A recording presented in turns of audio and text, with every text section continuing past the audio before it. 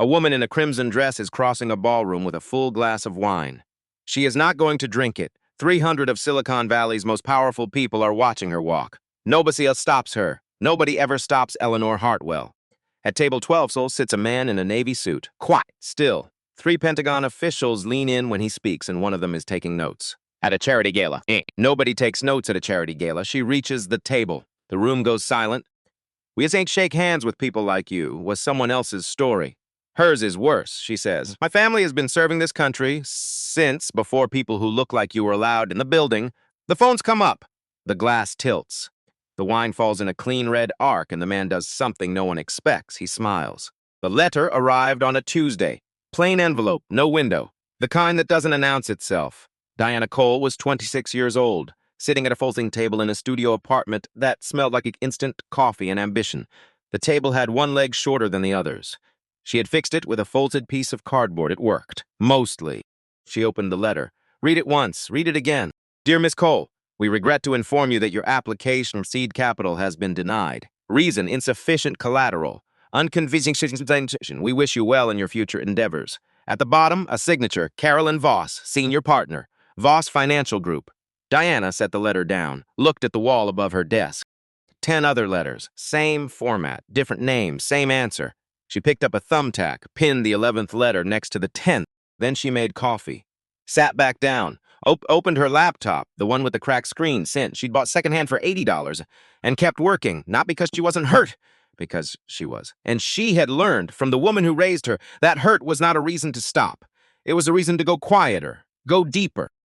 Go further than the people who hurt you ever expected you to go. Her mother had taught her that, not with words. With 3 buildings a night, with the smell of floor wax at 2 in the morning, with breakfast on the table regardless, with once, asking the world to be different than it was, just moving through it, building what she could, loving what she had. Diana looked at the 11 letters.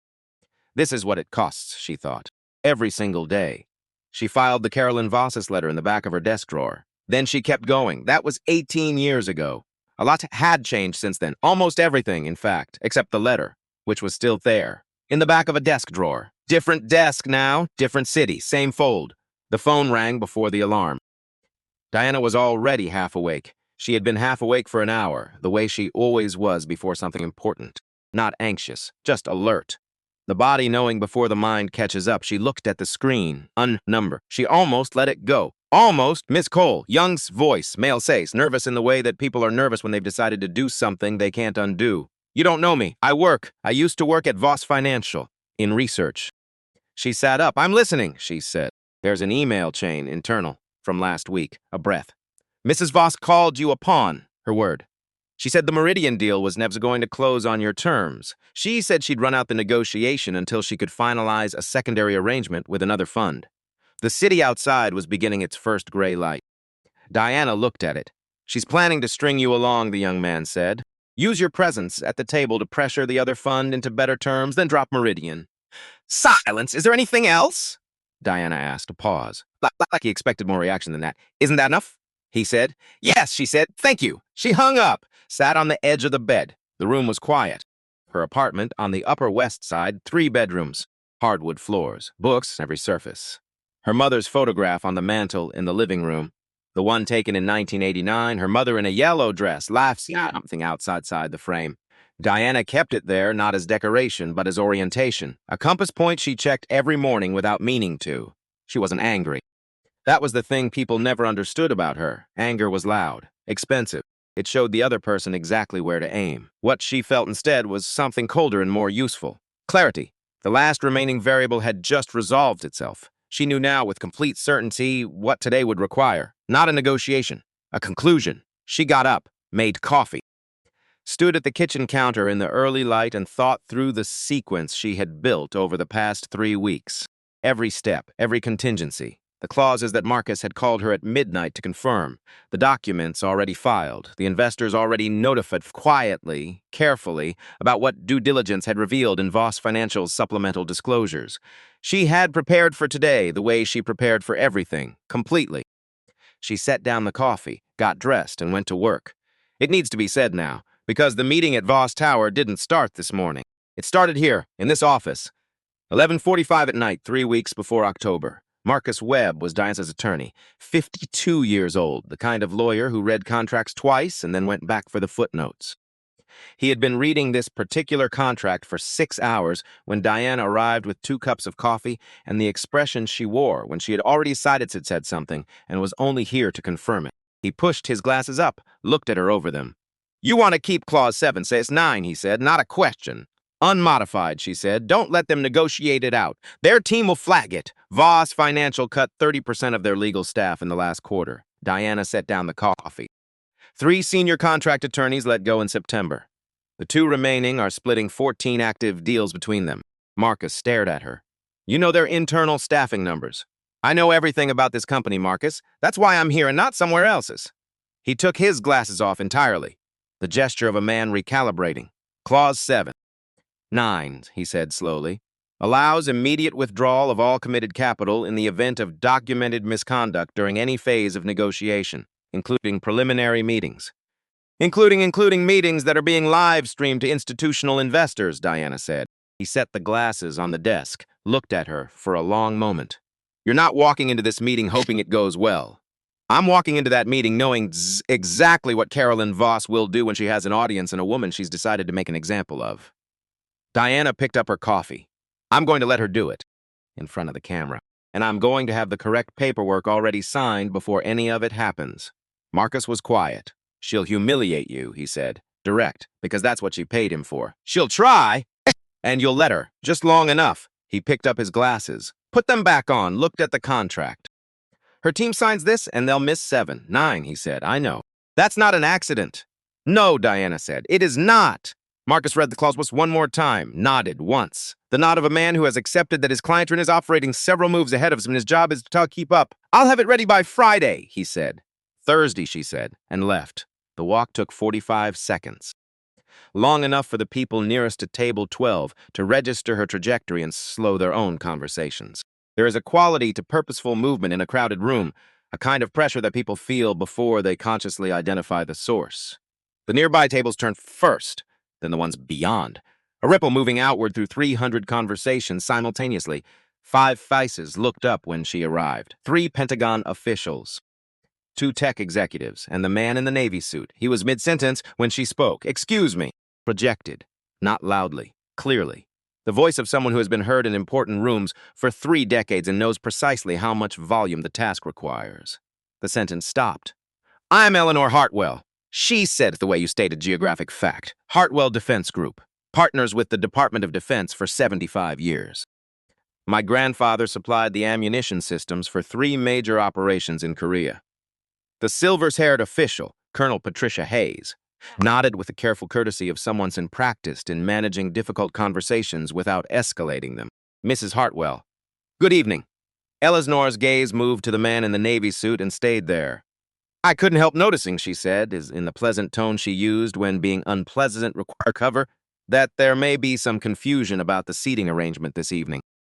The VIP section is generally reserved for verified defense contractors and active military leadership. She let the pause do its work, not charitable attendees. Somewhere behind her, the ballroom shifted, the sound of 300 people's attention reorienting. Phones lifted. The man in the Navy suit did not shift in his chair, did not increase his rate of blinking, did not change the arrangement of his hands on the table. He looked at her with the steady attention of someone receiving information they had anticipated receiving. I believe my invitation specified table 12, ma'am. Is there a problem with my placement? His voice was quiet, not soft. The difference matters enormously. Soft suggests the speaker is managing uncertainty. Quiet, delivered from that particular stillness, suggests the opposite entirely. Eleanor felt something she did not expect. A brief interference, static in a signal that had always been clean. A half-second in which something in her recognized something in him, and the recognition was not comfortable. She overrode it. May I ask who sponsored your attendance? Her tone remained pleasant, almost parental, because looking at this table, I see genuine military leadership. I see actual defense industry principles. The dismissive gesture, economical, practiced. And then there's you. The Defense Innovation Unit extended the invitation, he said. The DIU. She absorbed this. And which program? Which company are you representing this evening? I'm here in my capacity as, let me guess, She heard herself, didn't stop. That was the part she would return to later, not the words, the not stopping, a community outreach position, a diversity program, something the DIU brought in to improve their representation numbers. She smiled, the smile that reached nothing. I understand the purpose of those programs, but the conversations happening at this table are perhaps above the level that, ma'am. The tech executive to her left shifted forward. Perhaps we should. I haven't finished. She did not look at him. I have watched this all evening. People who have not earned their place at these tables, sitting with our military leadership, being treated as though they carry equivalent standing to families who have actually something to this country. It is not fair. To the companies that have done the work, to the men and women who have given their careers to genuine service.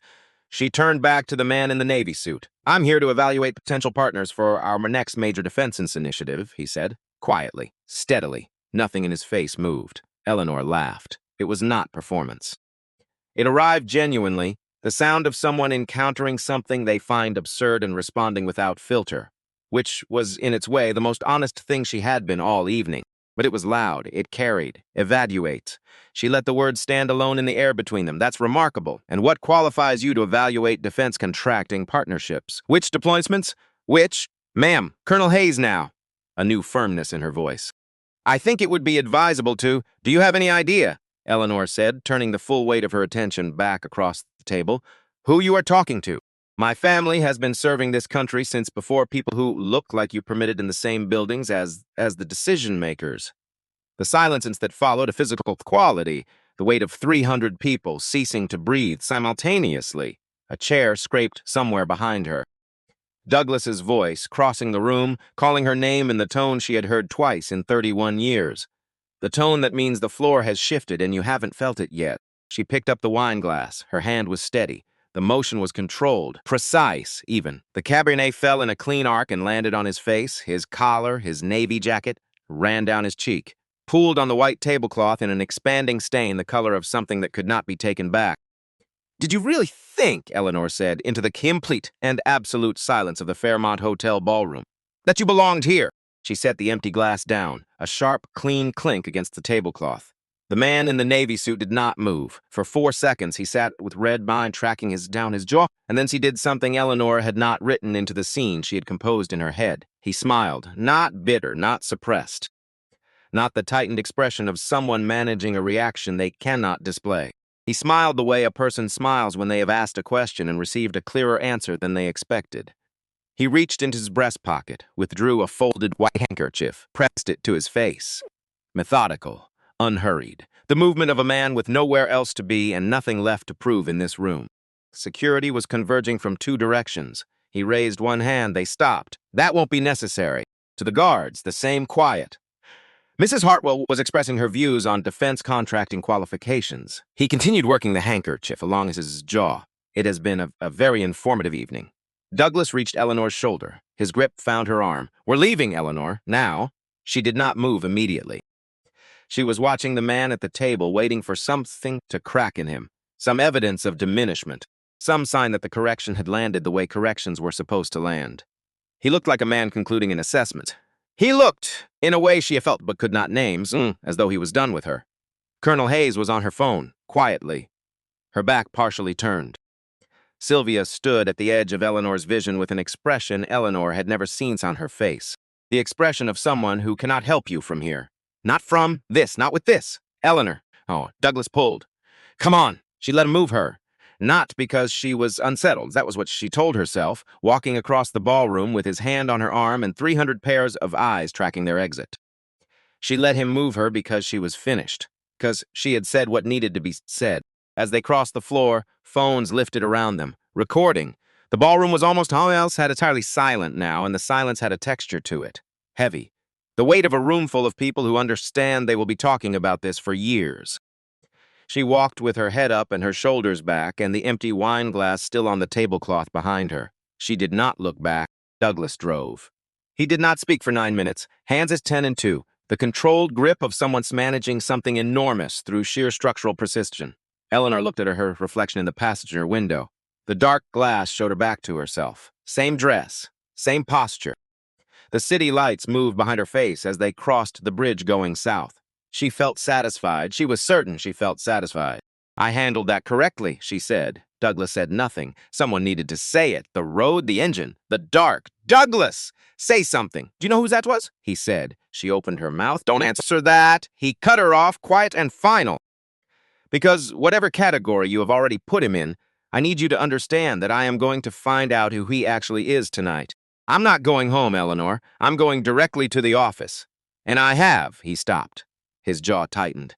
I have a feeling that when I face the answer, what happened, Lord Ballroom, is going to look very different than it looks from where you're sitting right now. Eleanor turned back to the window. Her reflection watched her from the dark glass.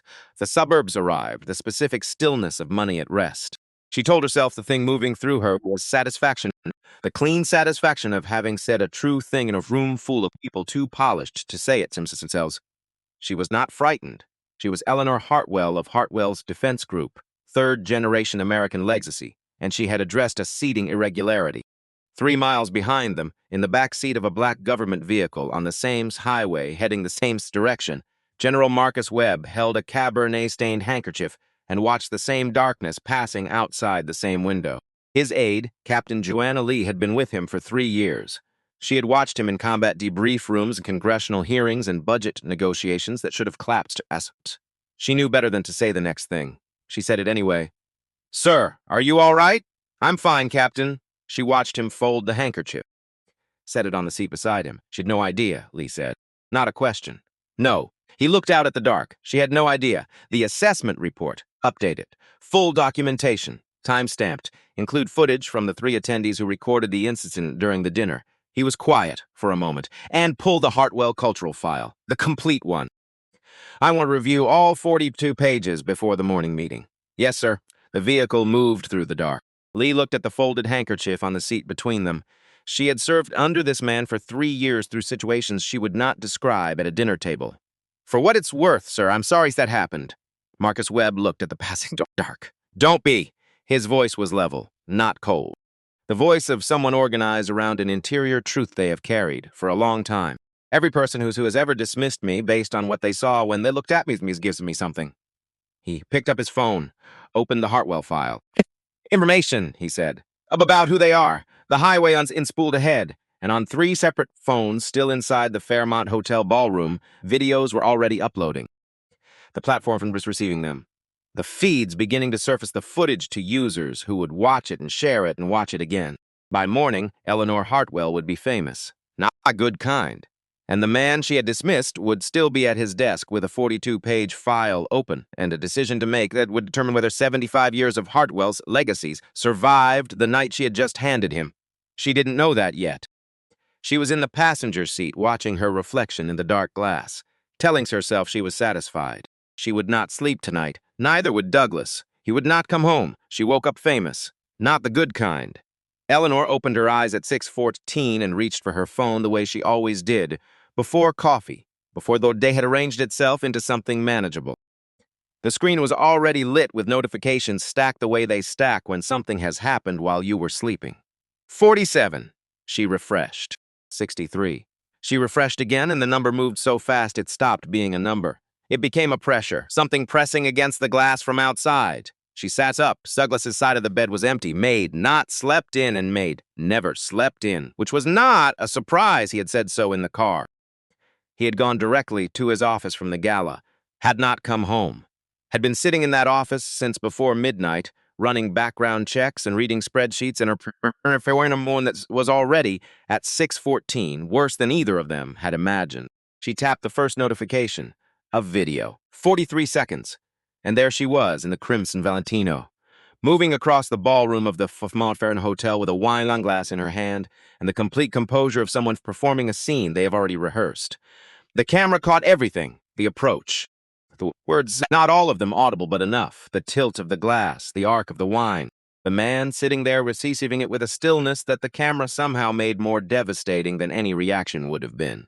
Eleanor watched it once, then watched it again. Not because she wanted to, because she could not locate the off switch. The third time through, she turned the sound up and heard herself. And heard what other people heard when they heard her. By the time she set the phone down, the notification count had crossed 200. She remembered the Instagram post. This arrived back to her now with the horrible completeness of a dream recalled mid-morning. She had been sitting in the bedroom at 2:17 in the morning with the adrenaline of the evening still cycling through her, and no one in the house to tell her to stop, and she had opened the app, typed with the righteous energy of someone who needed the record to reflect where they stood. Sometimes standing up for what's right means standing alone. Real Americans, those that don't apologize for defending our values and our institutions. The people who built this country deserve their seat at the table. Full stop. Truth matters, no apologies. She opened it now. Read it. Read it again. The comment section had been active for 4 hours. She scrolled for 30 seconds and stopped. The 30 seconds was more than sufficient. The words arriving one after another like thrown objects. Fast, targeted, the fury of people who had watched 43 facts and decided they had seen enough to understand everything. The problem was they were not wrong. Her phone rang. Douglas. "Don't go online," he said. "I'm already online." A silence containing several different kinds of damage. "Where are you?" she asked. "My office." A pause long enough to have furniture in it. "I've been here since midnight." I went directly from the car. The stock, down 19% at pre-market. The controlled flatness of a man managing something enormous through sheer structural discipline. I have 11 board members trying to reach me. 3 major subcontractors who want clarification calls. And a number from Pentagon personnel that I have been avoiding because I do not yet know enough to have that conversation intelligently. Eleanor looked at her Instagram post on the screen. "I'll release a statement," she said. "A clarification." The context. Something shifted in his nice voice. A new quality. She stopped. "Last night, the man at the table 12. I had my firm run a background check starting at midnight. 3 hours with the best private investigation team in California. She waited. They found almost nothing." He let that land. No social media, no professional networking profiles. Public records that surface at the top and then go blank, completely blank. My investigator said it immediately. People with active classified security clearances sometimes have scrubbed digital footprints. It's not common, it's deliberate. The thing that had been sitting in Eleanor's chest since the car ride home shifted its weight. "He was a West Point graduate," Douglas continued. "That much exists in public records, combat service, multiple tours. Decorations that I spent an hour looking up because I did not recognize them, Eleanor. I have been in defense contracting for 30 years and I did not recognize Douglas." "Douglas, his name," Douglas said, and stopped. Started again. "His name is General Marcus Webb." The word sat in the space between them on a phone line at 6:30 in the morning. "General. 4-star General of the United States Army," Douglas said, Director of the Defense Innovation Unit. "The person who personally approves or rejects every major technology contract the Pentagon awards." He stopped again. Including the UE contract, including the Mahler. $2 billion that was supposed to save this company. The weight in Eleanor's chest became something with more gravity than weight, something that sat lower and did not move when she breathed. "The UAV contract is his to award." Douglas's voice had gone very quiet. Or was. I don't yet know which tense is accurate. I am about to find out, which is why I am sitting in my 6:30 in the morning instead of speaking to you in person. A pause. "Eleanor, I need you to not do anything else. No statements, no interviews, no social media, nothing until I call you. Can you do that?" "Yes," she said. She meant it when she said it. She called a podcast host at 9:15.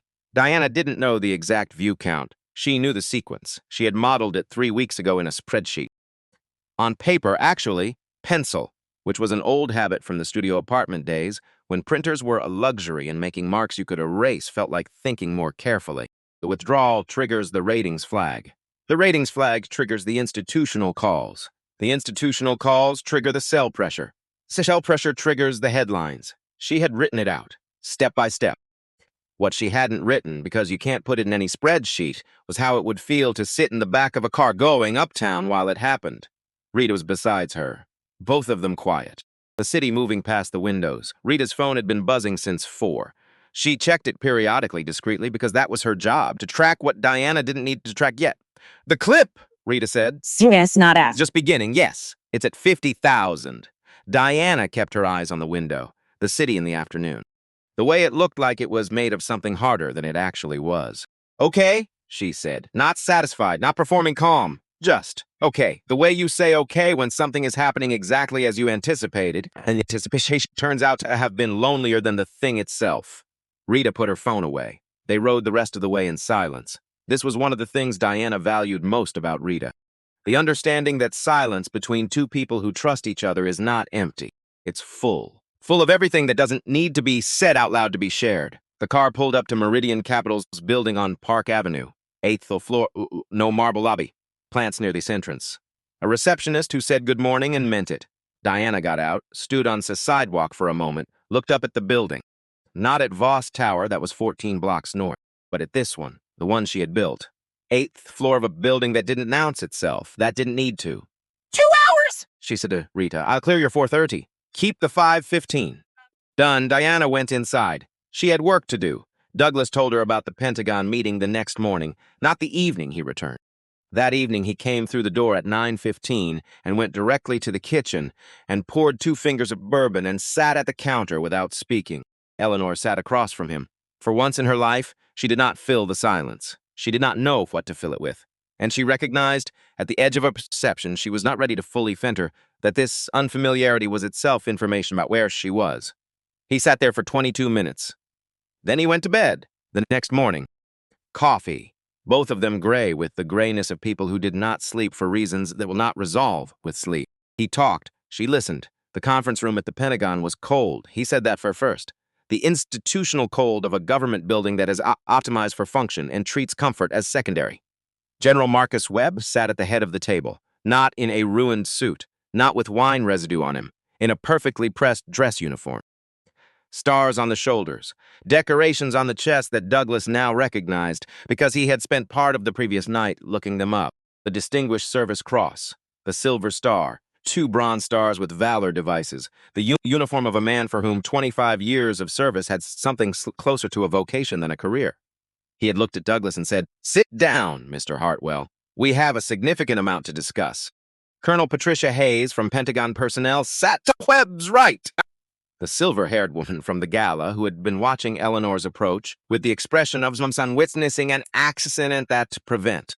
A secretary liaison named Amanda Reeves. 2 officials from the Defense Innovation Unit. General Webb placed a bound document on the table. 42 pages. He did not explain what it was. He slid it across to Douglas and waited. Douglas opened it and read the executive summary. The document had been in preparation for 6 weeks, not 6 days. 6 weeks. Compiled by a team that had been quietly assessing Hartwell Defense Group's workplace culture, internal complaint history, HR practices, and leadership conduct. All of it prior to the gala, prior to the wine, prior to the videos and the headlines and the podcast clip that had aired 18 hours earlier. 6 weeks. Webb had come to that gala already knowing. The summary described 15 years of internal complaints, discrimination allegations, hostile environment reports, pattern irregularities that had been routed to HR and then managed into disappearance, 3 formal lawsuits, 2 settled with non-disclosure agreements, 1 that reached discovery before settling, leaving a paper trail that described a workplace where certain employees were systematically assigned lower visibility, evaluated by shifting metrics, passed over in ways that individually could be explained and collectively could not. Eleanor's name 4 times, twice connected to specific documented incidents. Once in the testimony of a former employee in the 2019 settlement. Once in an HR note buried in a subfolder with a name that did not suggest its contents. Douglas sat with that document on the table in front of him and understood something he had been carefully not understanding for a long time. He had not created the culture the document described. He had inherited it. From the man before him. From the man before that. A culture that had calcified over decades into something so ambient, so structural, so woven into the ordinary operations of the company that it had become invisible to the people inside it. The way wallpaper becomes invisible when you have lived in a room long enough. He had signed the 2019 settlement without reading the complaint. His attorney had summarized it. He had signed where indicated. He had not asked follow-up questions because asking follow-up questions would have required knowledge again that there was something to follow up on. He had chosen not to look. Choosing not to look, General Webb said from the head of the table, is still choosing. Douglas had asked about the UAV contract. Webb had looked at him with the steady, measuring attention of someone delivering a verdict they have already examined from every direction. Was awarded to the competing bid this morning, he said. The decision was finalized at 9 a.m. And then, because he's the kind of man who performed cruelty, even when cruelty might have been understandable, the contract decision was not made because of the incident at the gala. The gala confirmed a pattern of evidence that had been assembled over 6 weeks of assessment. The gala was not the cause. It was the conclusion. Douglas had sat in the cold room for a long time after that. Webb had said one more thing before he left. There is a path forward for Hartwell Defense Group. One path. It requires genuine structural transformation. Not a press release, not a sensitivity seminar, not the appearance of change. Genuine change. New leadership in key positions. External oversight with real authority. A public accounting that demonstrates actual understanding of what has been wrong and why. He paused at the door, and it requires removing your wife from any affiliation with the company, any. The transformation cannot be credible if the most visible expression of your company's culture retains a connection to it. He left. Douglas finished, picked up his coffee, set it down. Eleanor looked at the counter between them. He came to the gala already knowing, she said. Yes, the entire evening was an assessment. Yes, she turned this over, the architecture of it, that while she had been crossing the ballroom with her wine glass and her certainty, she had not been correcting a situation. She had been completing a test. That every word she had said, every silence she had maintained, every dismissal she had delivered had been observed and documented by a man who already held 42 pages of context for what he was watching. She had walked into his assessment like she owned the room, and she had. That was the part she could not stop seeing. The board, she said. Douglas looked at her. My father called the board meeting. Yesterday afternoon, Douglas said, while you were at the studio. Diana worked. This was the thing about her that people underestimated, even when they thought they understood her. The ability to close a door and open another one. To put one thing completely in one place and give the next thing everything it required. She had 2 portfolio reviews scheduled for 5:15 and 6:30. She ran both of them fully. Nobody in either meeting would have known, from anything in her face or her questions or her attention, that she had spent the previous 6 hours in a glass-walled boardroom dismantling a $2.4 billion transaction. She just worked.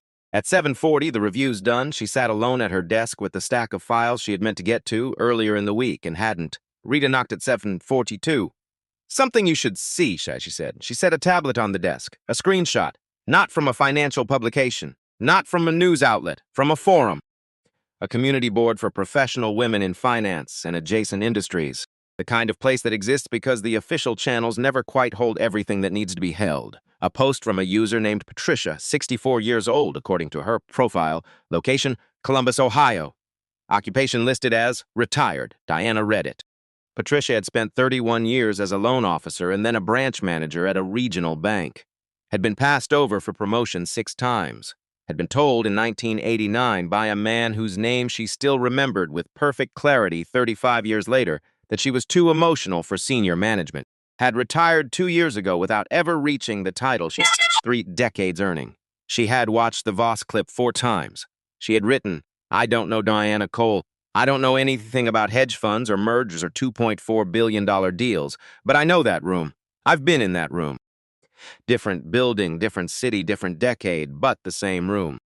I know what it costs to sit there while someone decides out loud that you don't belong, and to keep your face still, and to do the work anyway, and to go home and wonder whether you should have said something, whether it would have cost you more to speak than it cost you to stay quiet.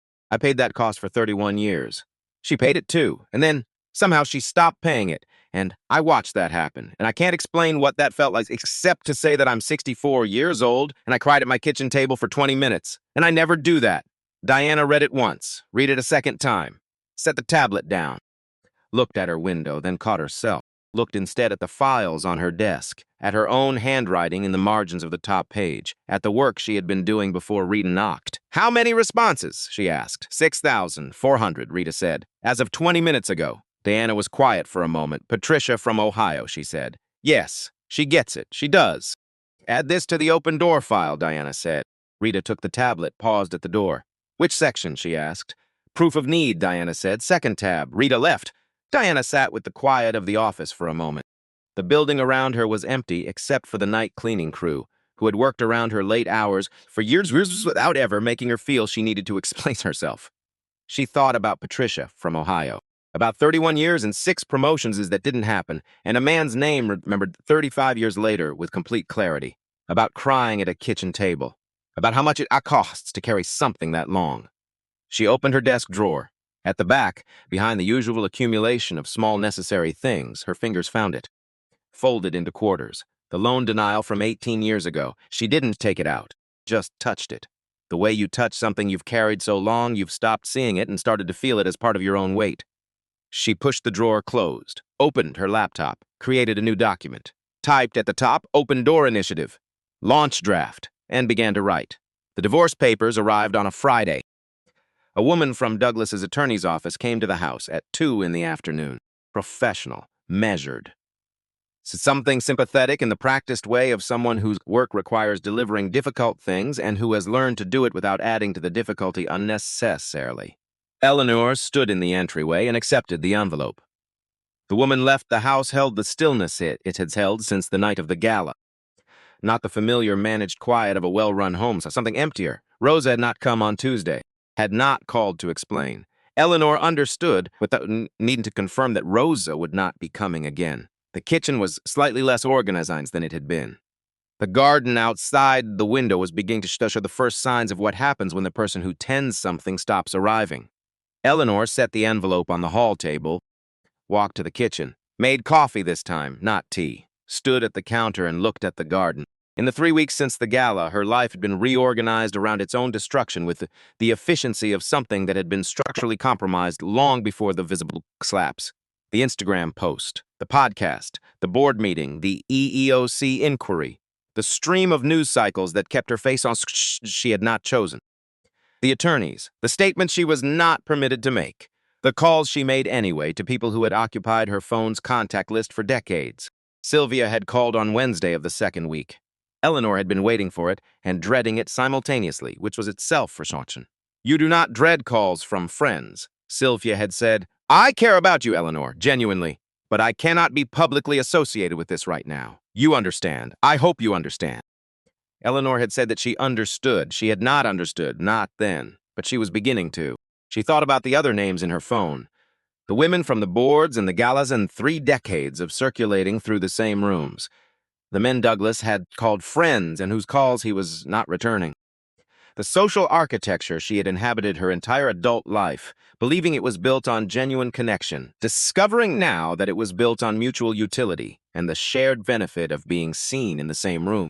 Not friendship, proximity, mistaken for friendship. She left the coffee on the counter, did not drink it. Sat at the kitchen table instead. She was afraid. Not of what she had lost, not of the money or the status or the company or even the marriage, which she was beginning to understand had been something other than what she had believed it was. She was afraid of something smaller and more fundamental. She was afraid that she had been living for 58 years as a person she had never examined. That the woman she had been performing, the certainty, the authority, the absolute confidence in her own hierarchy of human worth, had not been her actual self, but a structure she had inherited and occupied and reinforced until the structure and the self had become indistinguishable. And now the structure was gone, and she did not know what was underneath. She picked up the envelope from the hall table, opened it. First page. Set it down, called Douglas. He did not answer. She called 3 more times over the course of the evening. He did not answer any of them. She did not leave messages because she did not have anything to say that was not another performance, and she had run out of performances.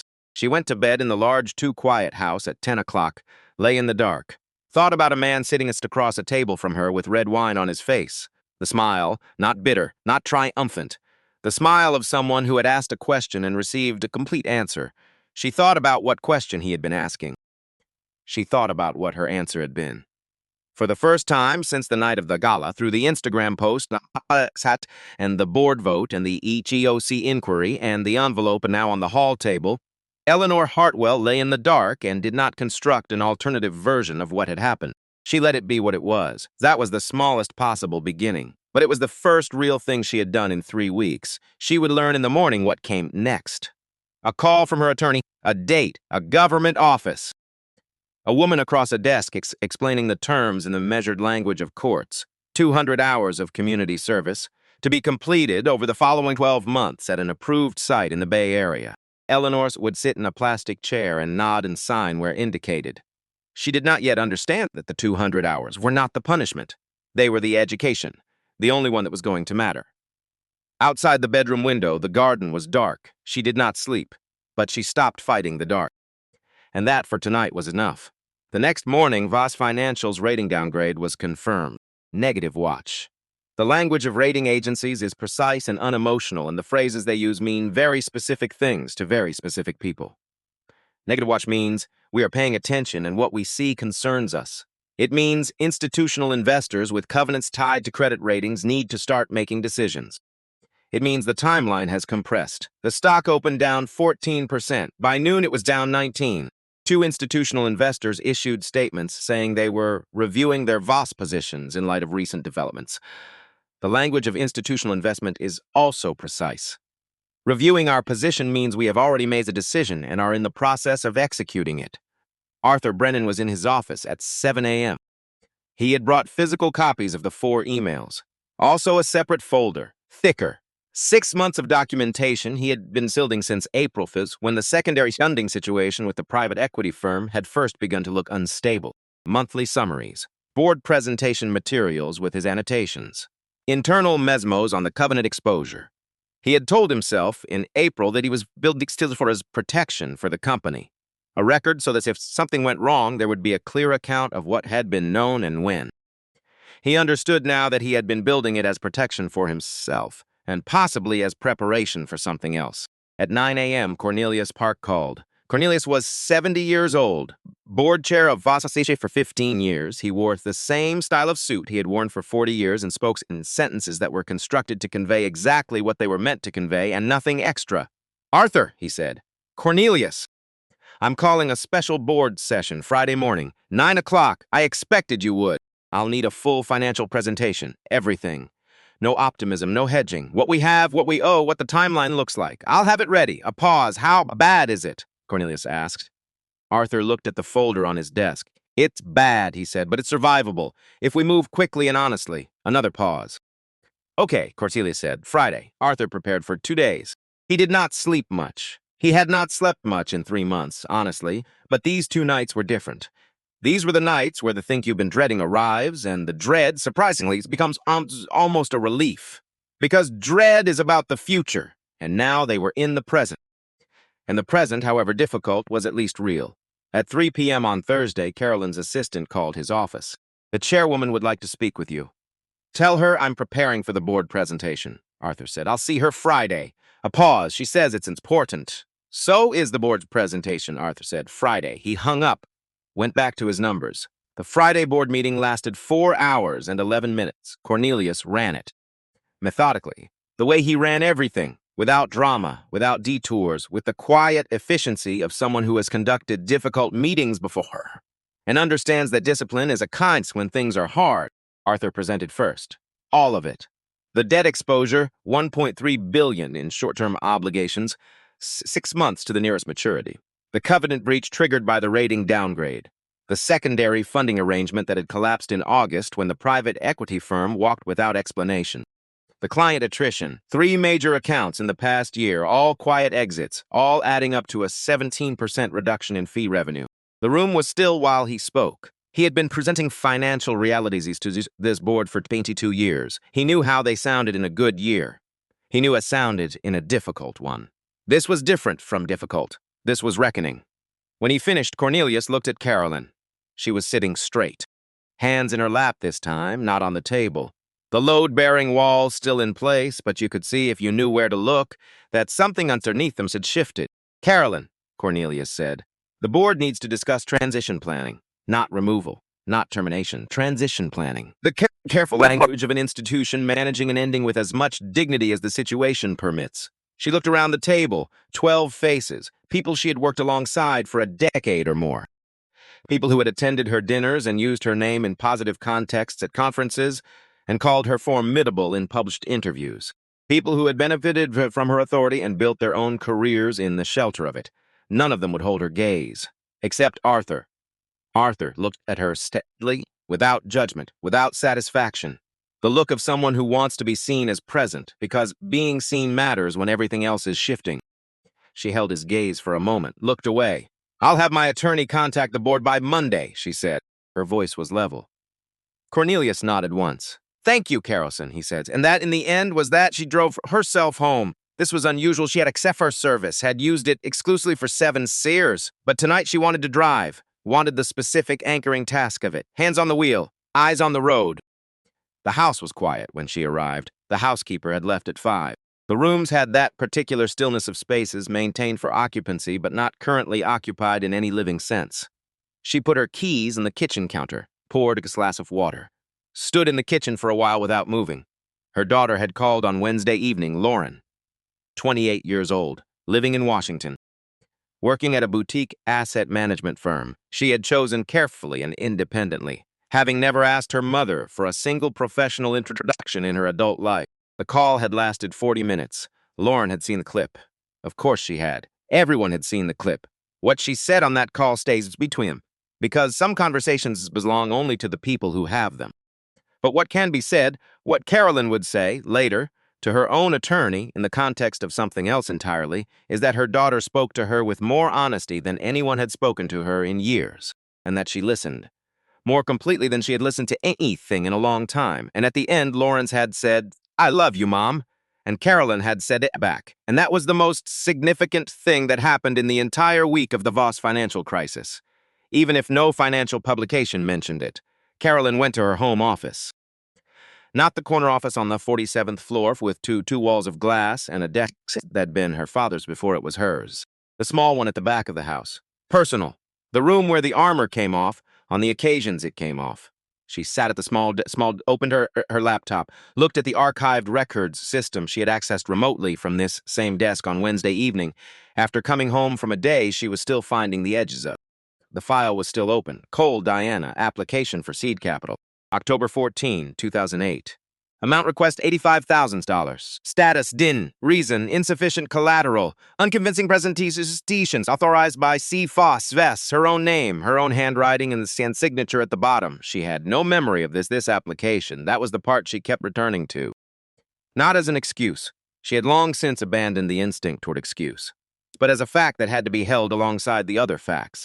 She had denied this application, had written those words, insufficient collateral, unconvincing presentation, and had no memory of doing so, which meant it had taken her 8 minutes not because it was a difficult decision, but because it hadn't registered as a decision at all.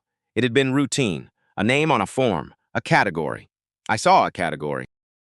She is sitting with those words since Wednesday night, turning them over, looking at what was underneath them. Not the cruelty of them, though they were cruel, but the mechanism. The way it was possible to look at a person and not see them. The way you could do that efficiently and automatically and without any awareness that you were doing it at all. That was the part she couldn't explain away. Not the act, the absence of awareness. She closed the laptop, took a piece of paper from the desk drawer, a pen, the actual kind. She had been taught handwriting as something close to a moral discipline, and in 40 years of keyboard she had never fully abandoned it. Some things you write by hand because typing them creates a distance between you and the words that you don't want. She sat for a long time, then she wrote. 1 page, not long. She had learned from 40 years of business correspondence that length is not the same as substance, that the most important things are usually short. She wrote slowly, without stopping to revise. The way you write something you know you will only write once. When she finished, she folded it in thirds, addressed the envelope. Not Miss Cole, not Diana Cole, CEO Meridian Capital, just Diana. Written in the same careful hand. She sealed it, set it on the corner of the desk. She would have it delivered in the morning. Then she sat in this small, quiet room for a long time, thinking about her father, about the desk she had never replaced, about what it means to inherit something. Not just the buildings and the accounts and the name on the door, but the assumptions that come with them, the ones that live so deep in the structure that you stop being able to see them. Stop knowing they're load-bearing until something shifts and the ceiling moves. She thought about Lauren. About 40 minutes on a phone call. About "I love you, Mom." About the thing her daughter had said in the middle of that call, quietly, without anger, in the voice of someone who has thought carefully about something before they say it. "You always taught me that how you treat people is who you are. That was the thing you always said. I believed you." Carolyn sat with that for a long time. Outside, the Connecticut night was still, the kind of still that only exists outside cities. The crickets had stopped weeks ago. The leaves were past their peak. Everything was in the specific quiet of a season that has done what it came to do and is now letting go. She turned off the light and sat in the dark for a while. Not sleeping, just sitting. in the company of the person she still was in the process of becoming acquainted with. She stood outside for 4 minutes before going in, not because she was afraid. That was what she told herself on the sidewalk at 6:52 in the morning. She had faced Pentagon officials and board votes conducted by people who had known her since childhood. She was not afraid of a door, except she was standing on the sidewalk, not going through it. The building was unremarkable. 2 stories, a painted mural on the east wall, a small parking lot with 3 cars already in it at this hour, a notice board by the entrance with flyers for English classes and a food pantry schedule and a job fair the following Saturday. She had worn dark slacks, a plain white blouse found at the back of her closet, purchased years ago for a reason already forgotten. Nothing that announced itself, just fabric, just covering. She had stood in the bathroom mirror that morning and looked at herself for a long time. The Valentino was still in the back of the closet. She had not moved it and had not thrown it away and had not been able to decide what either action would mean. The door opened before she reached it. A man held it from inside, tall, broad through the shoulders, late 60s, gray at the temples, moving with a slight accommodation in his leg, not as limp exactly, but a negotiation. Old damage lived around. He looked at her. She looked at him. "You the new volunteer?" he said. "Yes." "You're 8 minutes early." He stepped back to hold the door wider. I like that. His name was Henry. He extended a hand and said it plainly, the way people say their names when names are simply names. Not currency, not the opening of a resume, just the word that belongs to them. "Eleanor," she said. He considered it, nodded once. "Come on," he said. "I'll show you where the aprons are." The apron was green, faded to something between sage and gray. The kind of thing that had been washed so many times it had moved past color into a category of its own. Eleanor tied it around her waist at 6:58 and stood at the serving counter and waited for 7:30. Breakfast service began with 211 people. Eleanor moved through the motions with the careful precision of someone determined to perform a task correctly before understanding it. Ladle, bowl, ladle, bowl. Next, she was capable. She had always been capable. Capability had never been the she did not talk. Neither did most of the people moving through the line, which was not what she had expected. She had expected something more legible as suffering, more curated. The way suffering was presented at charity galas, digestible, kept at a distance sufficient to allow the people writing the checks to feel something without being changed by it. This was just people, getting breakfast, some tired, some talking to each other. 2 men near the window were laughing about something, genuinely the kind that takes up space. A woman in a wool coat moved through the line with the efficiency of someone who had done this before and had other things to do afterward. A girl, maybe 6, looked up at Eleanor from the line with the direct, unfiltered gaze that children deploy before they learn that looking at strangers is complicated. "I like your hair," the girl said. Eleanor said, "Thank you." The girl moved on, and Eleanor stood with the ladle and felt something arrive that she could not immediately classify. Small, not unpleasant. The sensation of being seen by someone who had no agenda in the seeing. She filed it away and kept working. By the end of the first week, she understood she was going to be bad at this for a while. The mechanics she mastered quickly. By the second week, the staff had learned she was reliable with the administrative work, the job placement files, the benefits referral paperwork, the documentation that had to be precisely correct, or people lost access to things they could not afford to lose. She was fast and accurate, and did not require direction once she had been shown a system, but the being there part, the actual presence, that she was bad at. She moved through the shelter the way she had moved through rooms her entire life. As though the room were backdrop and she subject, she completed her hours and left it. She did not linger. She did not initiate. She responded when spoken to with the efficient courtesy of someone who had confused courtesy with connection. Henry watched this for 6 weeks without commenting. She learned things about him during those weeks in the incidental way you learn things about people you work alongside. He had served 22 years in the Army. 2 tours in Afghanistan and time in other places he did not name at the coffee counter. He had a daughter in Sacramento and a granddaughter he showed photographs of without being asked. He laughed easily. Not the performed laughter of social occasions, but the real kind that arrives without planning and takes about more space than the moment warrants. He treated everyone in the shelter, every person who came through the door, regardless of what they were carrying, regardless of how long they had been coming, regardless of whether today was a good day or one of the other kinds, with the same quality attention. Not pity, not the careful warmth of someone managing a professional interaction. Just attention. The act of actually looking at the person in front of you. Eleanor observed this. She did not yet know what to do with the observation. On a Thursday in the 7th week, Henry appeared beside her at the filing cabinet. She was reorganizing and stood there a moment without speaking. Eleanor did not look up. "You know what your problem is?" he said. "I'm certain you'll tell me. You're waiting for it to be over." She stopped. "Every morning you come in like you're serving a sentence," Henry said. "Not unkind, just accurate. And every afternoon you leave like someone told you you made parole. That's one way to do 200 hours. Plenty people do it that way." Oh, he paused. "But the clock moves real slow when the only thing you're watching is the clock. And what's the other way?" she said. He smiled. "Slight, the preliminary version." "Show up tomorrow," he said, "and find out." He walked away. The next morning she arrived at 6:48, 12 minutes early instead of 8. She made the coffee. She had started bringing a French press 2 weeks in because the industrial coffee was genuinely terrible, and improving it seems like a contribution she could make without requiring anyone to thank her for it. And she handed Henry a cup when he came in, and neither of them mentioned the filing cabinet conversation. But something had shifted. Not dramatically. Not the way transformations happen in stories. In the way actual things change, which is slow and inconsistent and frequently invisible until you'll look back from a distance and notice the accumulation. She started remembering names. Not the way she had memorized names at galas as the currency of social navigation. In the way you remember names when the person attached to them has become real. Because you have heard them laugh, or watched them on a hard day, or learned something about them that arrived without your setting out to find it. She started staying past her scheduled hours. Not dramatically. 20 minutes. Half an hour. Long enough to finish a thing properly, rather than leaving it at a stopping point because her time was technically complete. The clock stopped moving the way Henry had described.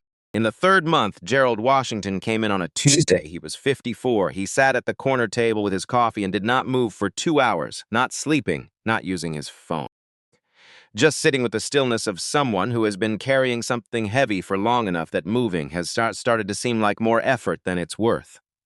Eleanor noticed him on her way past. Kept walking, came back, stood at the end of his table. "Can I sit down?" she said. He looked at her. "You don't have to." "I know," she said, and sat down. She brought her own coffee. She had to bring a clipboard or a referral form or any of the intake paperwork she was qualified to administer. She just sat down across from a man at a corner table and held her cup. After a while, Gerald spoke. Not to her exactly. More to the space between them, to the air of the room, which is sometimes easier than speaking to a specific person. 19 years at a manufacturing plant in Fresno. The same work, the same department, the same colleagues, people whose children's names he knew, whose habits he could have described in detail. And then the envelope. The whole department, all on the same day, all in the same conference room, all handed the same envelope. Restructuring, optimization. Words that mean the same thing and say nothing. His wife Maria had held things together for 2 years afterward, while Gerald, he stopped, looked at his coffee. While I held the opposite of things together. Eleanor did not offer perspective or resources or the efficient redirection towards solutions that was her instinct. She sat and held her cup and listened to the rest of it. The apartment they had to give up. Maria going back to work at 51. The particular shame of a man who had defined himself by his work for 19 years and then lost the work and did not know what remained. When he finished, Eleanor said, "Do you want to go back to manufacturing?" He looked up. The question had surprised him. "What?" "The plant closed, not the industry." "Do you want to go back to that kind of work?" He thought about it. Actually thought. She watched it happen on his face. "Yeah," he said slowly. "Yeah, I was good at it." "Then let me show you something in the files tomorrow," she said. "There's a Fresno placement program I've been putting people into. It takes about 2 weeks to process. I can walk you through it." Gerald looked at her for a moment. "All right," he said. She found him a position in 11 days. Not through remnants of her former network, through the actual placement system. It's a real process. It's imperfect and slow and bureaucratic, but real. Gerald shook her hand when the call came through. Eleanor nodded. Later in the kitchen, Henry appeared beside her and handed her a cup of coffee without a word, which was how Henry expressed most things he considered important.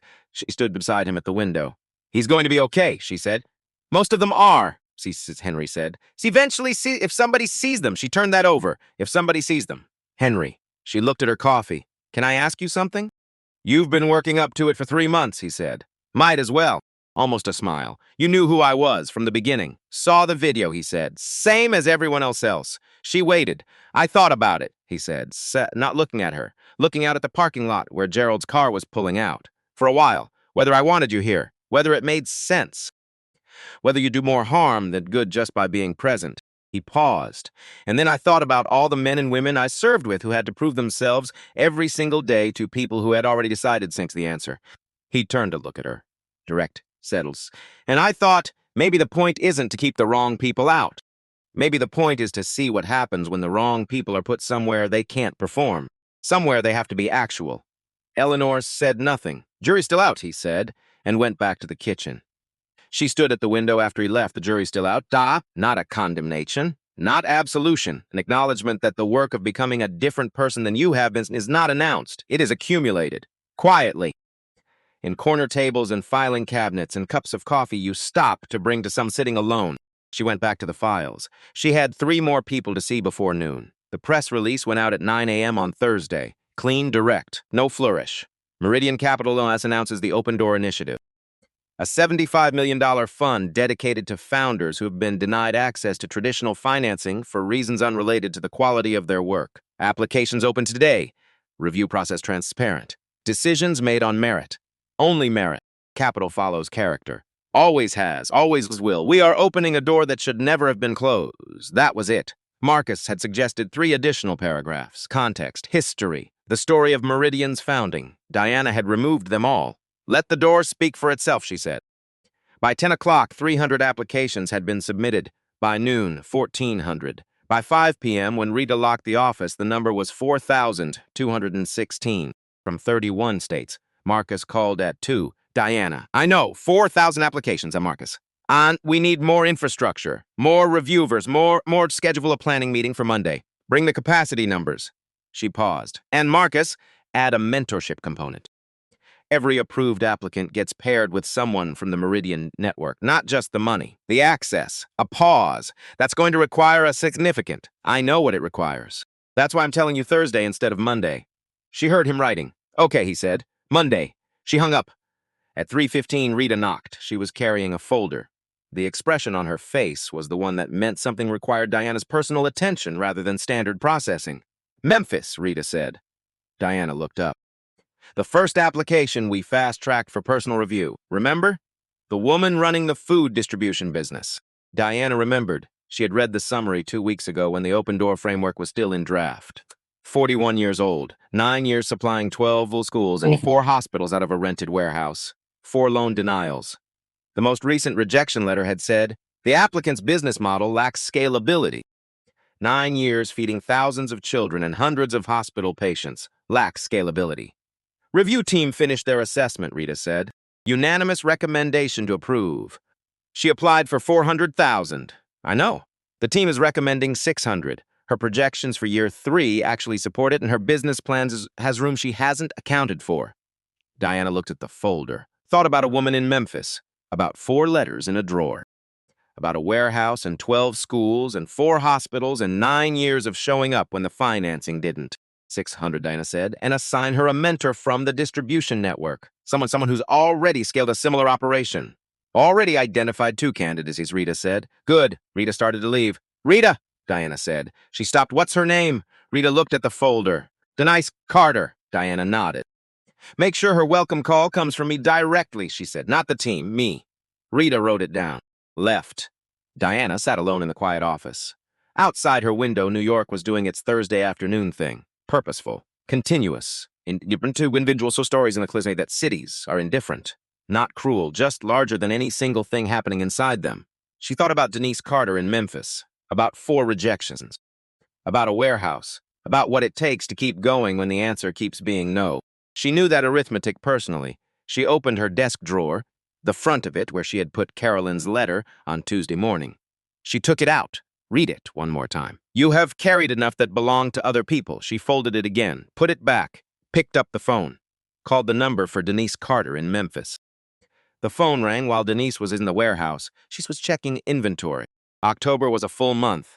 The schools needed extra volume before Thanksgiving, and she had been renegotiating her cold storage arrangement to accommodate the increase. It was the kind of problem she loved. Concrete, Solvable. The kind where effort had a direct relationship to outcome, unlike the other kind of problem she'd been dealing with for 9 years, where effort and outcome seemed to operate in different universes. She looked at the screen. New York number. Unknown. She almost let it go. She was in the middle of a count, and losing her place in the count was the kind of thing that cost you 20 minutes. But something said her answer. Mrs. Carter, this is Diana Cole. I'm calling from Meridian Capital. Denise stopped walking, stood in the middle of the warehouse. Cold storage unit to her left, pallets to her right. Fluorescent light overhead doing what fluorescent lights do, which is illuminate everything without flattering anything. Yes, she said. Because it was the only word available. I've reviewed your application personally, Diana said, and the full assessment from our team. I'm calling to tell you that your application has been approved. Denise didn't say anything, Miss Carter. I'm here, Denise said. I'm sorry. Yes, I'm here. We're approving 600,000, Diana said. Not the 400 you requested. Your projections for year 3 support the higher number, and we believe your model has capacity you haven't yet accounted for your own projections. Denise put her free hand against the cold storage unit. The metal was cold, real, solid. 600, she said. Yes. You'll also be paired with a mentor, someone who has scaled a food distribution operation to the level you're projecting. That relationship is part of the program, not optional. We want you to have access, not just capital. Denise closed her eyes. 9 years. 4 letters. The applicant's business model lacks scalability. I don't know what to say, she said. You don't need to say anything, Diana said. You already said everything in your application. The work says the threat. A pause, Miss Cole. Denise said, yes. Can I ask you something? Yes. Why personally? Why are you calling instead of... Because this is the first approval under a program I've been building for 2 years, Diana said, and I wanted the first call to come from me. A brief pause, and because I read your 4th rejection letter, the one that said your model lacked scalability. Another pause. 9 years, Miss Carter, 12 schools and 4 hospitals. I wanted you to know that someone read that and understood what it meant. Denise sat down on a crate. The warehouse was cold. She sat there and felt the cold, and felt the metal of the crate under her, and felt the weight of 9 years with the ba-ba-ma dropping out of it suddenly without warning. The way things drop when the resistance you've been pushing against is finally, no longer there. Thank you, she said. Her voice was steady. She was a woman who had run a warehouse for 9 years on her own resources and her own conviction. She was not given to falling apart in professional contexts. But her voice, when she said, thank you, had something in it. Diana heard it. Thursday of next week, Diana said, you'll receive formal documentation and your first contact from the mentor team. In the meantime, if you have questions, call Rita Owens directly. Her number will come with the documentation. Okay, Denise said. Good luck, Miss Carter, though I don't think you need it. The call ended. Denise sat on the crate for a long time. Then she got up, finished the inventory count, called her sister that evening and talked for 2 hours. And the next morning, she called her landlord about the larger warehouse space she had been inquiring about for 3 years, without ever being in a position to commit. This time, she committed. Carolyn Voss resigned officially on a Monday morning. 2 sentences in a press release. She was stepping down to pursue interests. The board thanked her for her 20 years of service. Arthur Brennan was named interim CFO with expanded responsibilities, while a formal search for new leadership was conducted. The financial press covered it for 2 days. The coverage was not savage, not kind either.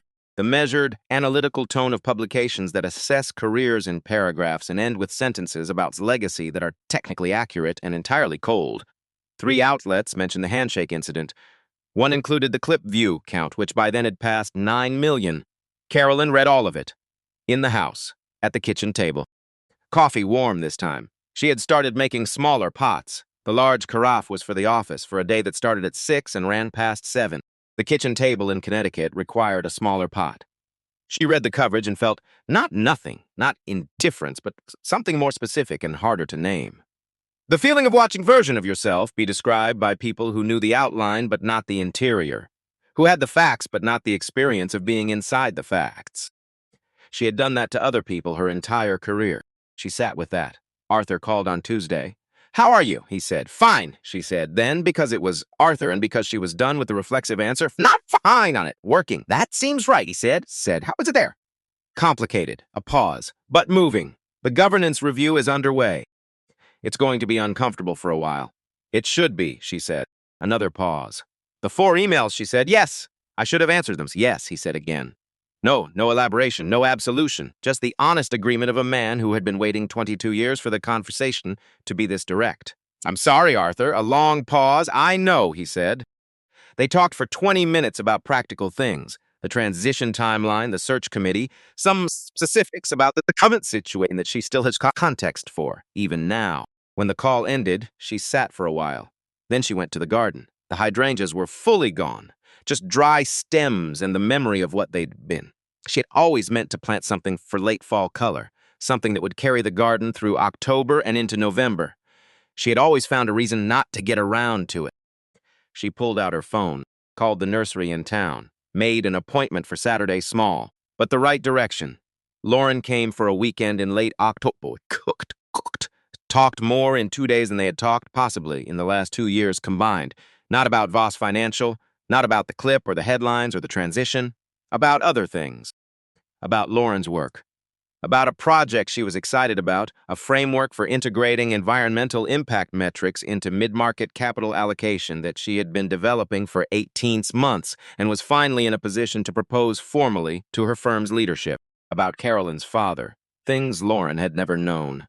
The early years before the tower, before the name on the door, the person he had been before he became the institution. About the kitchen table in the house where Carolyn had grown up. Different house, different table. The way her own mother had sat at it in the mornings. About what gets passed down without meaning to. About what you can still choose to do differently, even late. On Sunday morning over coffee, Lauren said, I applied to Meridian Capital. Carolyn set down her cup. I know, she said. Lauren looked at her. You know? I assumed you should. A pause. It's a good firm. I have a second-round interview next week. Good, Carolyn said. Lauren studied her mother for a moment. You're really okay with that? I'm really okay with that, Carolyn said. Lauren. She looked at her daughter. The best thing I can do right now, the single most useful thing available to me, is to make sure that what happened does not determine what you do next. Your life is not a consequence of mine. You understand that? Lauren was quiet. Yes, she said, I do. Then go do good work. At Meridian or wherever it leads you. And call me on Sundays. Lauren smiled, small. Real, I already call you on Sundays. Call me more often then, Carolyn said. Diana was in office early on a Friday. This was not unusual. What was unusual was that it was the first Friday in a month where the primary item on her desk was not the Open Door Initiative in some form. Applications, review meetings, mentor pairings.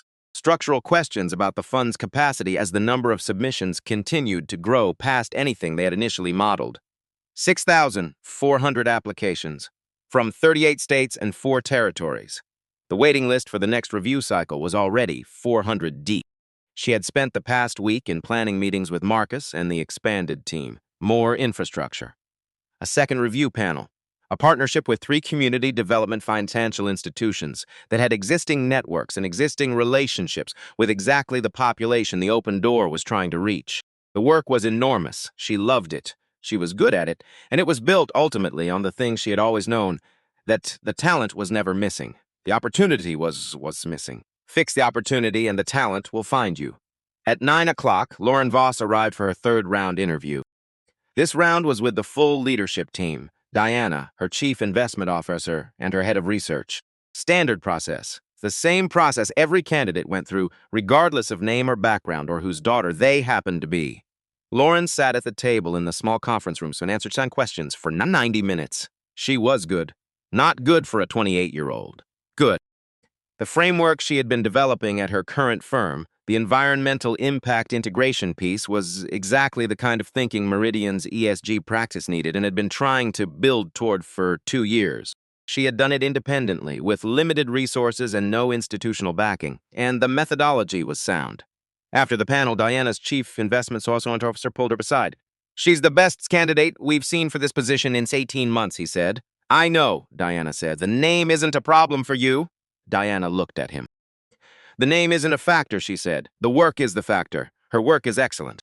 He nodded. Then I'd recommend we move to offer. Give me until end of day, Diana said. She sat in her office. She was not uncertain about the decision. She had been certain about it since the first interview, when Lauren had said, this is my application, not hers, with the quiet conviction of someone who had been preparing to say that for a long time, and had finally gotten the room to say it in. She was just sitting with it, the way she sat with things that mattered before she moved on them. She thought about a folding table, a cracked laptop. 11's letters on a wall. She thought about 18 years, about every room that had made her calculate the cost before she spoke. About the weight she had named, finally, when Carolyn's letter arrived out on a Tuesday morning. About what it means to give someone a door that you once couldn't find. She picked up the phone, called Marcus. "The Open Door Initiative," she said. "The announcement draft. Pull it up. I have it. Add one line at the end, after the application instructions." She heard him typing. "Go ahead. We believe in the compounding power of second chances, not because everyone deserves the same outcome, but because everyone deserves a fair shot at their own." A pause. "That's good," Marcus said. "I know. Add it." She hung up. Called Rita.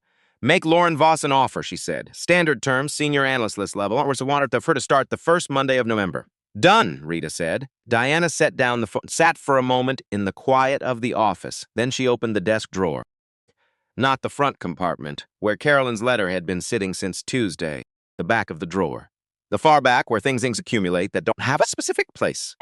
Her fingers found it, folded into quarters. The loan denial from October 14th, 2008. She took it out, unfolded it, looked at it for the last time. The paper was soft at the folds from years of being opened and closed and opened again. The ink was still clear. Insufficient collateral, unconvincing presentation. The signature at the bottom in the same controlled hand that had written Diana on an envelope 9 days ago. She had carried this for 18 years. Through the studio apartment and the 3 years of near bankruptcy and the hostile takeover attempt and 100 rooms that required her to calculate before she spoke. She had carried it like a compass, like proof, like the clearest possible articulation of what she was working against and why. She sat with it for a long time, long enough to feel its full weight. Long enough to understand that setting it down didn't mean it hadn't mattered. It had mattered. It had kept her sharp, kept her ready, kept her honest about the cost and who was paying it and why. But she had done something more lasting than carry it. She had answered it. 6,400 times and counting. She folded it back along its original folds, walked to the cabinet under the window, opened the bottom drawer, set the letter inside, closed the drawer, stood up straight, breathed. The city outside was doing its perpetual thing. Taxis and delivery trucks and people walking fast the way New Yorkers walk, as if something important is always about to begin. The light was the specific late October light that made everything look slightly more significant than usual, the way the end of seasons does. She stood at the window, not looking at it exactly, just standing in front of it. Being in the room, being in the city. Being here, which was the result of 18 years of showing up in rooms that made the showing up expensive, and paying the cost and showing up again. She thought about her mother, coming home at 2 in the morning, setting her keys on the counter carefully, like even small acts deserved intention, never asking the world to notice, just building what she could, loving what she had. Mama, she thought, look what we built. She stayed at the window for a while. She said they went back to her desk. There was work to do. There was always work to do. And for the first time in 18 years, when she sat down to do it, she wasn't carrying anything extra. Just herself, her mind, her hands, and all the wide, specific possible space of what came next.